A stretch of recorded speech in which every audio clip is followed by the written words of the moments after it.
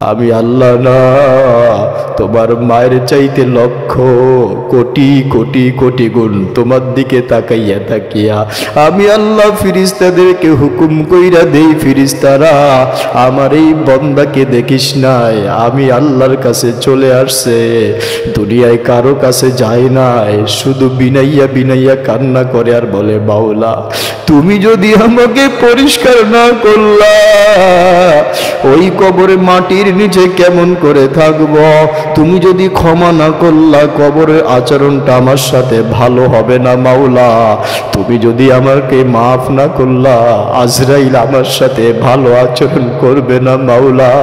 এই জন্য তওবার নিয়তে ইস্তিগফারের আমলে নিজেকে যখন ব্যস্ত রাখে রাস্তা দিয়া হাঁটে আর বলে আস্তাগফিরুল্লাহ আস্তাগফিরুল্লাহ আস্তাগফিরুল্লাহ, আমার নবীর উপরে এই বান্দা বান্দি দুরূদ পড়ে আল্লাহু আকবার। দুনিয়ার মধ্যে যত মানুষ দোয়া করে, যত মানুষ আমার রবের কাছে আল্লাহর কাছে চায়, ওই দোয়াগুলো চাওয়াগুলো কবুল হতেও পারে নাও হতে পারে। আল্লাহু আকবার। কিন্তু কোন বান্দা বান্দি যখন আল্লাহর রাসূলের উপরে দুরূদ পড়ে আমার মাওলা বলে ফেরেশতারা কি করলো, বলে মাওলা তোমার এই বান্দা বান্দি তোমার নবীর উপরে দুরূদ পড়েছে, সাথে ইস্তিগফারের আমল আছে। তখন আমার আল্লাহ রাব্বুল আলামিন ডাক দিয়ে বলেন দুনিয়ার যত মানুষ দোয়া করেছে এদের দোয়া কবুল হোক আর না হোক, যেই বান্দা বান্দি আমার নবীর উপরে দুরূদ পড়ল সাথে ইস্তিগফারে পাওয়া গেল, ও ফেরেশতারা এই বান্দা বান্দিকে তোমরা ক্ষমা কইরা আমার কুদরতি কোলের মধ্যে এদেরকে উঠাইয়া দাও।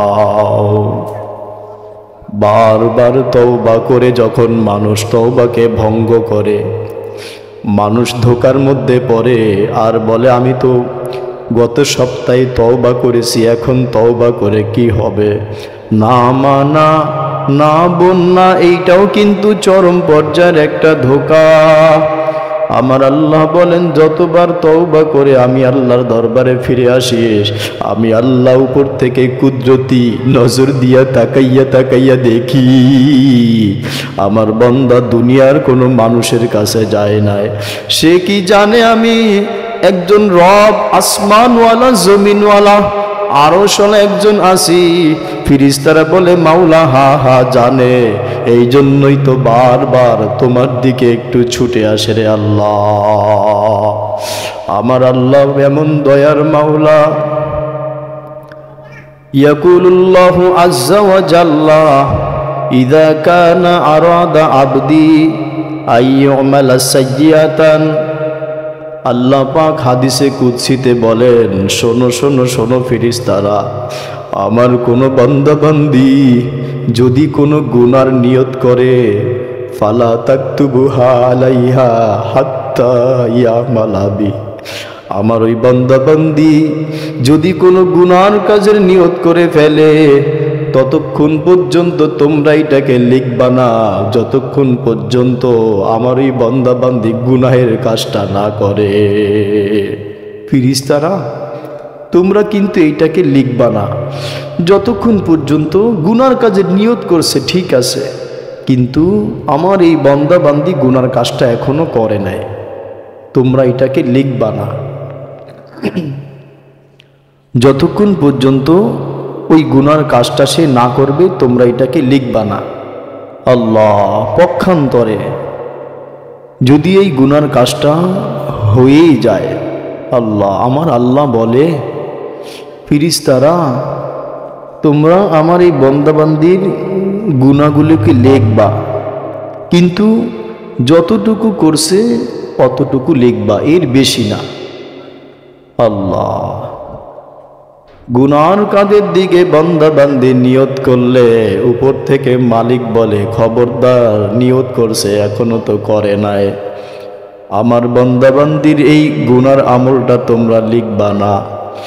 কিন্তু যখন নাকি কোনো বান্দা বান্দি নিয়ত করে ভালো কাজের, আল্লাহু আকবার, আমার আল্লাহ বলেন ফেরেশতারা কি করলো, ও আল্লাহ তোমার এই বান্দা বান্দি একটা নিয়ত করেছে, কি নিয়ত, সে দান করবে, সাদাকা করবে, তোমার ঘর মসজিদে মাদ্রাসায় দান করবে, কোরআনওয়ালাকে ভালোবাসবে, আগামী বৃহস্পতিবার রোজা রাখবে মাওলা, এই নিয়ত তো সে করে ফেলেছে।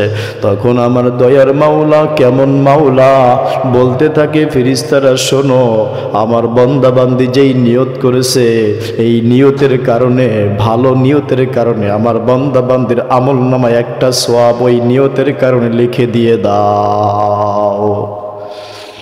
কিন্তু গুনার ব্যাপারে এমন না। আল্লাহু আকবার। আল্লাহর কোনো বান্দা বান্দি যখন নেকের কাজের দিকে দৌড়ায়, আবার মাওলা বলে এই একটা নেকের কারণে আমি আল্লাহ 10 থেকে 70টা সওয়াব তোমার আমল নামা আমি আল্লাহ লিখে দেই। ওই আল্লাহ হলেন এমন দয়ার মালিক আল্লাহ, যার সাথে কোনো তুলনাই চলে না। তুলনা হবে তো কেমন করে হবে? আল্লাহ পাকের কোনো মিসাল নাই, কোনো দৃষ্টান্ত নাই। ওই মালিকের সাথে দয়ার কোনো তুলনাই চলে না। আল্লাহ অল্প একটু মহব্বত আর ভালোবাসার ভাগ পেল সারা সৃষ্টি। একটা সমুদ্রের মধ্যে, সাগরের মধ্যে যদি একটা সুইকে চুবানো হয়, ওই সুইকে যদি উপরের দিকে উঠানো হয়, আল্লাহ, ওই মাথার মধ্যে, সুইয়ের মাথার মধ্যে যতটুকু পানি হবে, এই সারা দুনিয়ার মানুষের মোহাব্বত, ভালোবাসা, মায়া, দয়া হলো ওই সুইয়ের মাথার পরিমাণ। আর বাকি গোটা সমুদ্রের, সাগরে যতটুকু পানি, এই পানি, গোটা পানি হলো মায়া, মোহাব্বত, রহমত, ভালোবাসা, গোটাই আল্লাহ পাকের। কেমন করে রহমতের দো আলম নবী বুঝাইছেন। এই জন্য এই ছোট্ট একটা জিন্দিগি ওই রহমতের মতো আল্লাহ মালিক পাওয়ার পরেও যদি আমি আমার জীবনটাকে গড়তে না পারলাম, তাহলে দুঃখ, পরিতাপের, আফসোসের কিন্তু আর শেষ হবে না। এইখান থেকে আমাকে শিক্ষা গ্রহণ করা লাগবে। ও মন, এখনো কি পাগলামি করবা, নাকি আখিরাতের জন্য কিছু সঞ্চয়কে গুছাইবা? যেই ব্যক্তি বুদ্ধিমান, যেই নারী, যেই মা, যেই বোন চায় আমার আখিরাতটা সুন্দর হোক, দুনিয়া যেমন হয় হোক, হলেই তো হলো। আমি ভালো খেলেও সূর্য উঠতেছে, ডুবতেছে। আমি একটু খারাপ খেলাম, কম খেলাম, তারপরও সূর্য উঠতেছে, ডুবতেছে। আমার হায়াত নামক চাকা কিন্তু ঘুরতেই আছে। আপনি আমি ঘুমাই, ও মা, ওই হায়াত তো আর ঘুমায় না। আপনি আমি সময় অযথা কাটাই, কিন্তু হায়াত তো অযথা থেমে থাকে না। এই জন্য কবি কত সুন্দর করে বলতেন, টিক টিক টিক টিক যেই ঘড়িটা বাজে, টিক টিক বাজে, কেউ কি জানে সেই ঘড়িটা লাগবে কয়দিন কাজে। হায় হায় হায় হায়, দিন চলে যায়, অর্থ বুঝলাম না, সময় থাকতে জীবনের মূল্য বুঝলাম না। এই ঘড়িটা টিক টিক করে আপনাকে আমাকে সতর্ক করে, ও আদম সন্তান, ও মানুষ, দেখো না আমি তোমার জন্য অপেক্ষা করি না? তুমি এখনো আখিরাতের জন্য অপেক্ষা করো না কেন? আমি তো তোমার জন্য বসে থাকলাম না। তুমি ঘুমাইতেছো, তোমার জন্য আমি ঘুমাই না। আমি আমার সময় মতো চলতেই আসি, তুমি অযথা সময় কাটাও, আমি কিন্তু থেমে থাকি না, আমি কিন্তু আমার মতো চলতেই আসি। খবরদার, একদিন ডাক এসে যাবে, ওই দিন ডাক এসে যাবে, তোমার আর কোনো বাহাদুরি আর ক্ষমতা দুনিয়ার জমিনে আর চলবে না। মাটির নিচে আসার আগে তোমার আমলনামাটাকে সুন্দর করে আসো। মাটির নিচে আমি আল্লাহ পাকের সান্নিধ্যে আসার আগে আগে রাস্তাটাকে পরিষ্কার করে আসো। আল্লাহু আকবার। মালিকের কোরআন যারা তেলাওয়াত করবে, করতেছে, করে, তাদেরকে যদি মোহাব্বত করলাম, ভালোবাসলাম, আমি যদি কোরআন তেলাওয়াত নিজে করতে নাও পারলাম, যারা তেলাওয়াত করে, মালিকের কালামগুলো তেলাওয়াত করে, ইনশাআল্লাহ আল্লাহর রাসূলের এই হাদিস অনুযায়ী বলা চলে, হাসরের ময়দানে আল্লাহ রাব্বুল আলামিন বলবে, আমার ওই সমস্ত বান্দা বান্দিগুলো কোথায় কোথায়, তারা আজকে কোথায় কোথায় কোথায়। আসো আসো আসো, আমি আল্লাহ রব্বুল আলামিন আমার কোরআনকে ভালোবাসার কারণে, আমার রসুলের হাদিসগুলোকে ভালোবাসার কারণে, আমার ঘর মসজিদ, আমার রসুলের ঘর মাদ্রাসা, আলেম ওলামা এদেরকে ভালোবাসার কারণে তোমরা দুনিয়ার জমিনে শুনেছিলে আমার রসুল বলে গেছেন আল মারউ মা মান আহাব্বা, দুনিয়ার মধ্যে যে যাকে মহাব্বত করবে, ভালোবাসবে, তাদের সাথে আমি মালিক, আমি আল্লাহ তাআলা হাসর করাইব। তোমরা দুনিয়াতে আমার কোরআনকে ভালোবাসতা, আমার রসুলকে ভালোবাসতা, আমার কোরআনকে ভালোবাসতা, আলেম ওলামাদেরকে মহব্বত করতা। আসো আসো, এই হাসরের ময়দানে কঠিন পেরেশানির দিনে আমি আল্লাহ তোমাদেরকে, আমি আল্লাহর কুদরতি ছায়ার নিচে আশ্রয় দিয়া আমি আল্লাহ তোমাদেরকে দুনিয়ার মাধ্যমে না, এই আখিরাতে মুসিবতের সময় বিরাট পুরস্কারে আমি আল্লাহ তোমাদেরকে পুরস্কৃত করে দিব। ওই দিন বুঝে আসবে আমার মহব্বত, আমার চলাফেরাটা কোথায় হওয়া দরকার, কিসের জন্য হওয়া দরকার। আমার চলাফেরা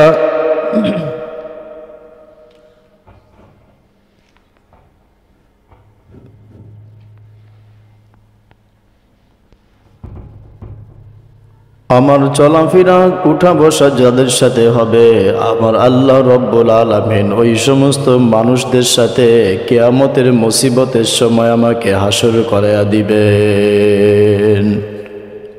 এই জন্য এখন থেকে দিলটাকে জিজ্ঞেস করব, মন তুমি কি এখনো দুনিয়ার পিছনে ছুটবে, নাকি আখিরাতের জন্য নিজেকে একটু গুছাবে?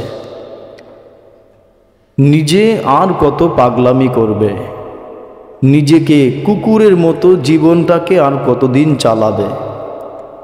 কুকুরের আখিরাতের কোনো ভয় নাই, পেরেশানি নাই, চিন্তা নাই। আর ও করেই বা কি করবে? কুকুর ভালো করে জানে আমার দুনিয়ার জীবনটাই শেষ। এই জন্য কুকুর মসজিদে যায় না, কুকুরের সন্তানকে মাদ্রাসাতে পাঠায় না, কেননা এর দিন শিখার প্রয়োজন নাই। সে দুনিয়াতে খাবে দাবে, দুনিয়াতে মৃত্যুর পরে মাটির সাথে মিশে যাবে। আহা, কিন্তু মানুষের হালাতটা তো এমন নয়। মিনহা খলাকনাকুম ওয়া ফিহা নুঈদুকুম ওয়া মিনহা নুখরিজুকুম তারাতান উখরা। আল্লাহ রব্বুল আলামিন বলেন, মিনহা খলাকনাকুম, আমি আল্লাহ রব্বুল আলামিন মানুষকে, নারী এবং পুরুষকে এই মাটি থেকে আমি আল্লাহ সৃষ্টি করলাম। ওয়া ফিহা নুঈদুকুম, এই মাটির মধ্যে তাকে একদিন চলে যেতে হবে। দুনিয়ার জমিনে সে যতদিন ছিল তাকে মাটির নিচে আসা লাগবে। ধনী হোক, গরিব হোক, কালো হোক, সাদা হোক, শিক্ষিত হোক, অশিক্ষিত হোক, এই মাটির নিচে আমি আল্লাহর কাছে একদিন ফিরে আসা লাগবে। ও মানুষ, তুমি এখন চিন্তা করে নাও, বিবেককে জিজ্ঞাসা করো, আমি যেহেতু মাটির নিচে চলে যাব, আমি কি নিয়ে যাইতেছি? কি আমার সামানা, কি আমার পাথেয়? আমি তো আখিরাতের মুসাফির বনে যাইতেছি। আমি কি শুধু খাওয়া দাওয়া আর আমোদ ফুর্তি করে দুনিয়াটাকে কাটাইলাম? অথচ প্রতিদিন কবরের মাটি বলতে থাকে, ইয়া ইবনে আদম, ও আদম সন্তান, কান খুলে শুনে নাও, ভালো করে বুঝে নাও। আলিয়াউমা তাদহাকু আলা যহরি, আজকে তুমি আমার জমিনের মধ্যে খিলখিল করে হাসতেছো আর রং তামাশায় মেতে আছো। সাতাবকি ফি বাতুনি,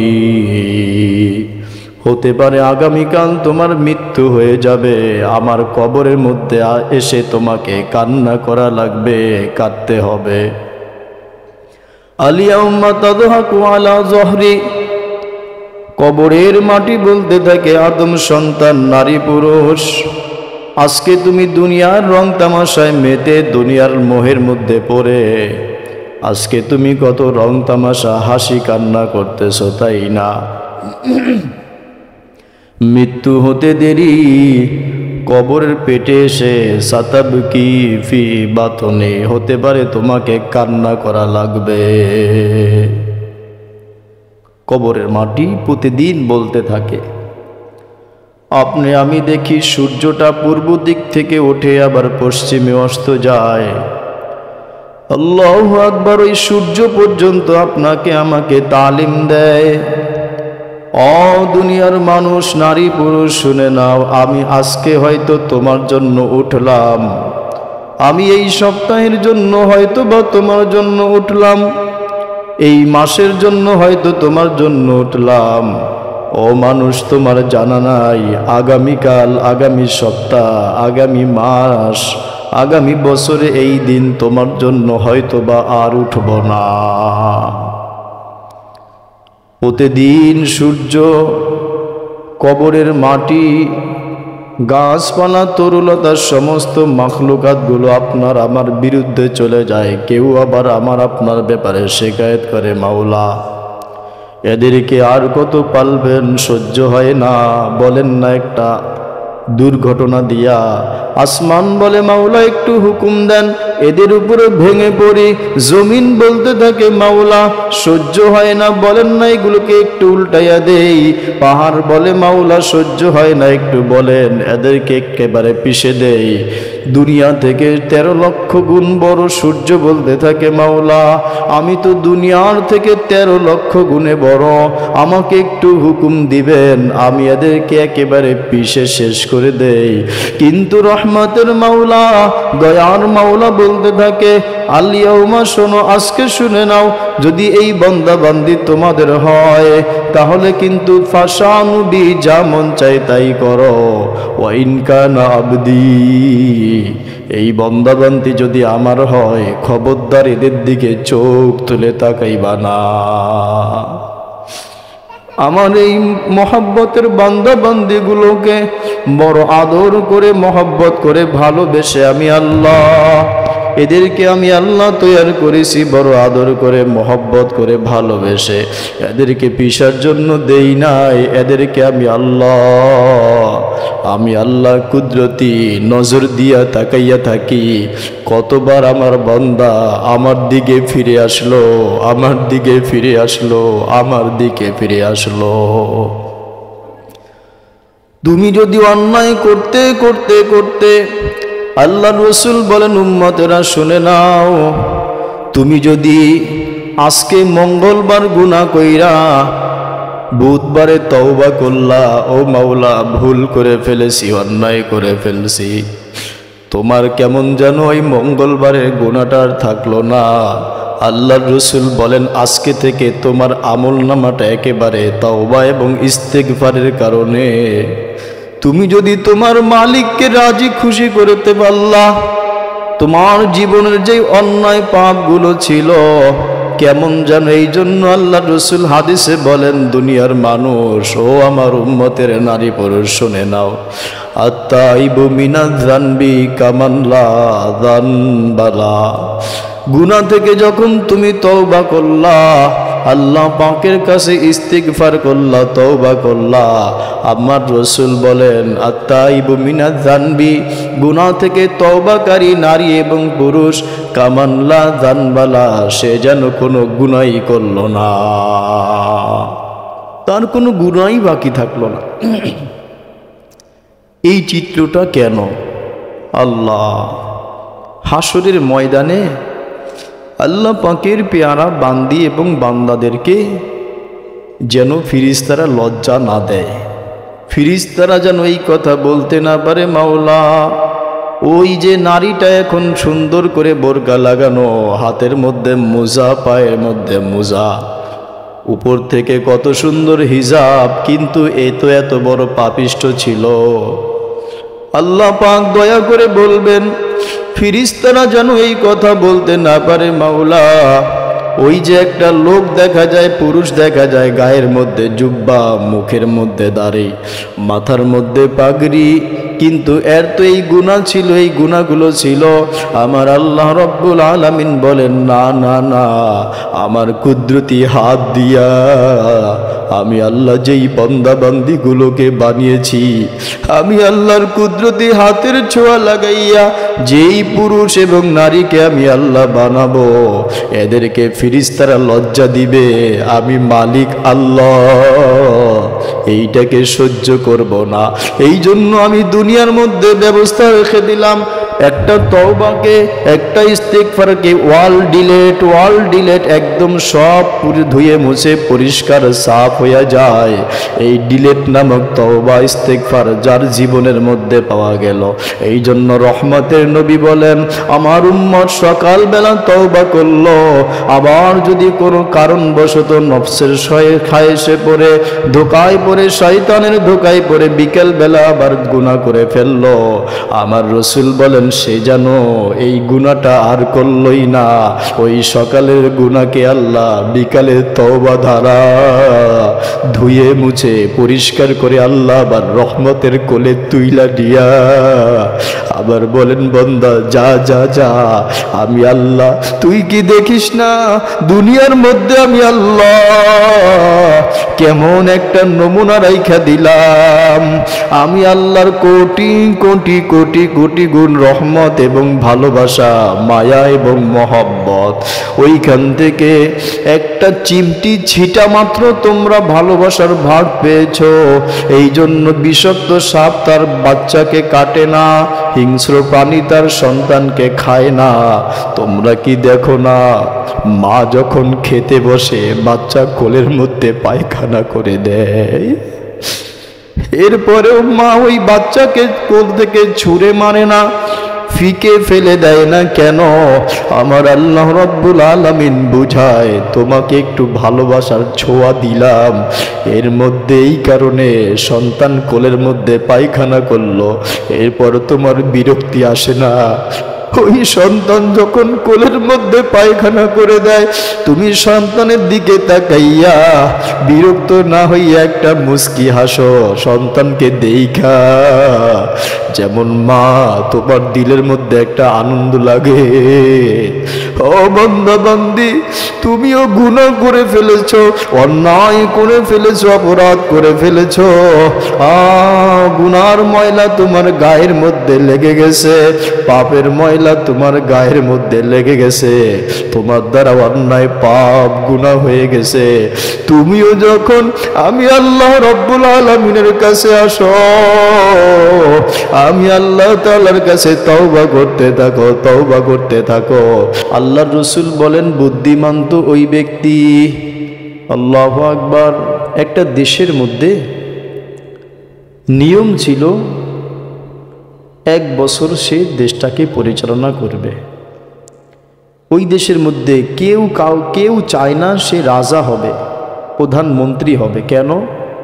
কেননা 1 বছর পরে তাকে এমন নির্জন জায়গায় ফেলে আসে যেইখানে হিংস্র প্রাণী, বাঘ, ভালুক, সাপ থাকে, ওইখানের মধ্যে তাকে ফেলে আসে।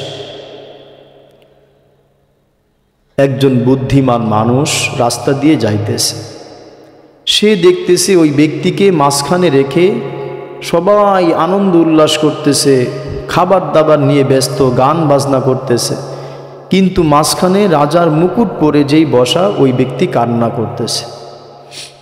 ওই ব্যক্তি, বুদ্ধিমান ব্যক্তি, আশ্চর্য হয়ে জিজ্ঞাসা করলো, আরে এটা কেমন ব্যাপার?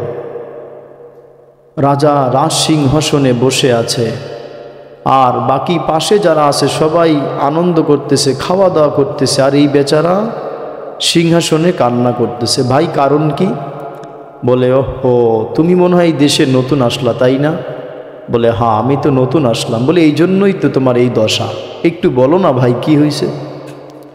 বলে যে আমাদের দেশের নিয়ম হলো, যে রাজা থাকবে 1 বছর দেশকে চালাবে, এই 1 বছর কিংবা 10 বছর এই একটা চুক্তির মধ্যে তার মেয়াদ যখন শেষ হয়ে যাবে তাকে নির্জন জঙ্গলে ফেলে ওইখানে রেখে আসা হবে, ওইখান থেকে তাকে আর ফিরিয়ে আনা হবে না। কিন্তু আমাদের এইখানে কেউ রাজা হইতে চায় না, জোর করে একজনকে বানানো হয়। আচ্ছা ব্যাপারটা তাই? বলে হ্যাঁ। এইবার ওই বুদ্ধিমান ব্যক্তি বলতেছে, আচ্ছা কেউ যেহেতু রাজা হতেই চায় না, আমি রাজা হব। বলে তোমার মনে হয় বুদ্ধি শুদ্ধি সব চলে গেছে, আকল বলতে কিছু নাই, তুমি রাজা হবা, কেউ হইতে চায় না, বলে তোমরা বানাবা কিনা বলো। বলে হ্যাঁ, তুমি আজকে থেকে রাজা। ওই ব্যক্তি সিংহাসনে উঠে আল্লাহ সবাইকে বলতেছে, এই আজকে থেকে আমি রাজা না? বলে হ্যাঁ। বলে অমুক জঙ্গলটাকে যায়া সবাই পরিষ্কার করে দাও। কি বুদ্ধিমান! যেই জঙ্গলে তাকে রাখা হবে, একটা বাহিনীকে, পুলিশ, আর্মি, র্যাব, বিডিআর সবাইকে পাঠায় দিছে, যাও ওই জঙ্গলটাকে গিয়ে পরিষ্কার করো। রাজমিস্ত্রিদেরকে পাঠায় দিছে, ওইখানে একটা বাড়ি করো। ব্যবসায়ীদেরকে পাঠায় দিছে, যাও তোমরা ওইখানে ব্যবসার জন্য চলে যাও, মানুষ ওইখানে গিয়ে কেনাকাটা করবে, ব্যবসায়ী হবে। আল্লাহ, যেই কথা সেই কাজ। সবাই যখন রাজার হুকুমের গোলাম, সবাই হুকুম যখন মানতেছে, এদিক থেকে ওই ব্যক্তির 1 বছর শেষ হয়ে গেছে। সবাই তাকে নিয়ে হাসি উল্লাস, ওহো আজকে তো এই রাজাকে শেষ দিন। সবাই হাসি তামাশা করে, সবাই হাসি তামাশা করে। এখন তাদের চাইতে ওই রাজা বেশি খিলখিল করে আরো বেশি হাসে। সবাই হাসি তামাশাকে বন্ধ করে বলে ব্যাপারটা তো বুঝলাম না, আজকে তোমার জীবনের শেষ দিন, তুমি কেন আমাদের সাথে হাসি কান্নায় মত্ত আছো? এইবার ওই রাজা বলে, শোনো, আমার আগে যত রাজা ছিল এরা ছিল বোকা, এরা দুনিয়া শুধু আমোদ ফুর্তি করে গেল, যেইখানের মধ্যে তাকে পাঠানো হবে ওইখানের মধ্যে কোনো কাজ সে করে নাই। আমি 1 বছর রাজা থাকা অবস্থায় ওইখানের মধ্যে হিংস্র প্রাণীগুলোকে তাড়িয়ে দিয়েছি, ওইখানের বন জঙ্গলগুলোকে পরিষ্কার করে নিয়েছি, ওইখানের মধ্যে আগে আগে ব্যবসায়ীদেরকে পাঠিয়ে দিছি, যাইয়া দেখো তোমাদের এই রাজ্যের থেকে ওই দেশটা, জঙ্গলটা এখন আরো অনেক গুণে ভালো। হ্যাঁ মা আর বোন, আমিও আমাকে আল্লাহ, আপনাকে আল্লাহ দিলের একটা রাজা বানায় দিছেন, মেজাজের একটা রাজা বানায় দিছেন, আপনাকে আমাকে দেহের একটা রাজা বানায় দিছেন।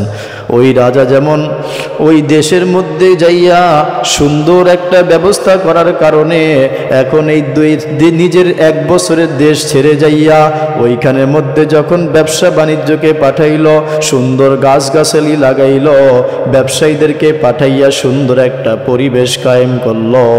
ও মা, ও বোন, আপনাকে আমাকে এই দুনিয়ার মধ্যে একটা রাজার মতো থাকিয়া কবরের আমলগুলোকে গুছানো লাগবে, চোখের পানি দিয়া কবরটাকে পরিষ্কার করতে হবে। আল্লাহ পালাকে রাতে উঠে ডেকে ডেকে আল্লাহ আল্লাহ আল্লাহ, নির্জন কবরটাকে আমাকে আলোকিত করা লাগবে।